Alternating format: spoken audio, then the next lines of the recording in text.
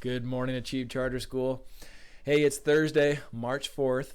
It's National Safety Day. We'll talk about that in a minute. But today is unique for us because this is one of those rare K-8 morning assemblies. So thank you for joining the whole school today virtually to talk about National Safety Day. And also we're going to talk a little bit more about Dr. Seuss.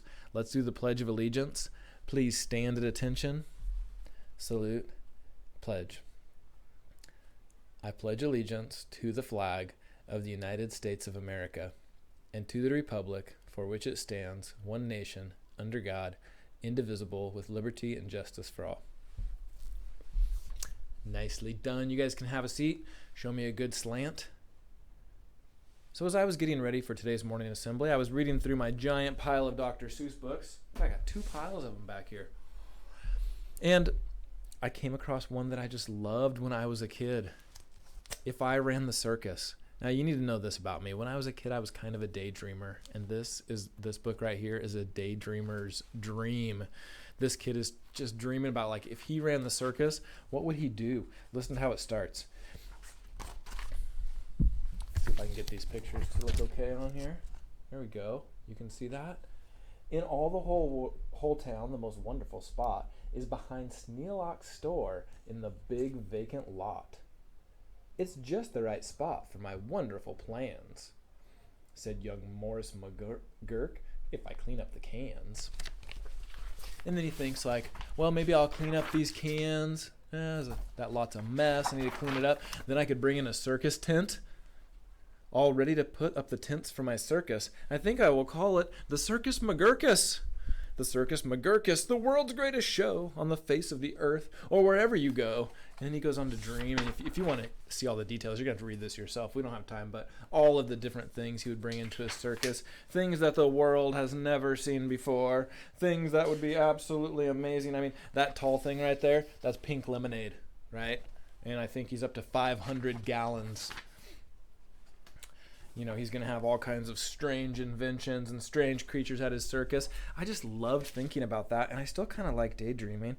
And I thought, man, if I ran the circus, that would be awesome. And then I thought, hey, what if I ran the school? Oh, I do run the school. Like, I wonder what I would dream about that. And I thought, well, I would dream about a school where it was fun to learn and everybody was learning a bunch of things. And I walked around the classrooms and I saw that's already happening. Like, you guys are having fun, people are learning, students are focused, the teachers are teaching. And I thought, man, I dream, like, if I ran the school, like, I would want the school to be a really safe place where everyone felt safe. And then I thought, we've talked so many times this year about keeping your friends safe, keeping your heart safe, using your words to make sure that your friends' feelings are safe. So we're going to take a little different spin on that today because it's National Safety Day, and we're going to learn a new way to be safe today that we haven't talked about, I think, ever at Achieve. If I remember correctly, we have never done what we're going to do today. We're going to do an earthquake drill. You know how we've done fire drills before to be safe? And we leave the classroom and we walk all the way out in front of the church, and then we go all the way out in the parking lot and get away from the campus. Well, this one's kind of the opposite, because if you were in an earthquake, here's what would happen. The ground would start to shake. Third graders probably know about this. They've been studying geology. The ground would start to shake, and that would be okay. I've been in earthquakes before, and it's kind of fun. You're like, whoa, that feels really strange, especially if they're little earthquakes. The dangerous thing is everything could start falling off the walls, and you don't want something to land on your head. So in an earthquake drill, all you have to do is climb under your desk, cover your head, maybe close your eyes just in case something was falling. You don't want stuff to get in your eyes. And then you just listen to the instructions.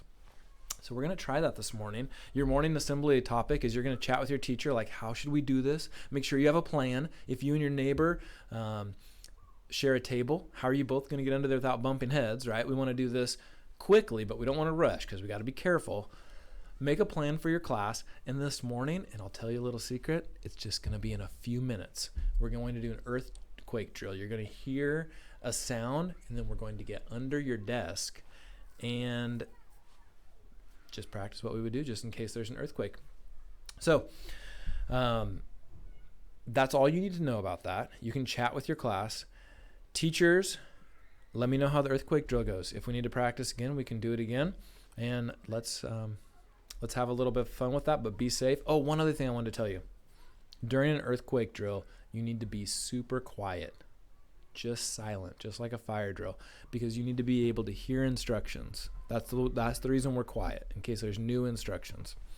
So, earthquake drill in a few minutes. Stay tuned. Listen for the announcement over the loudspeaker.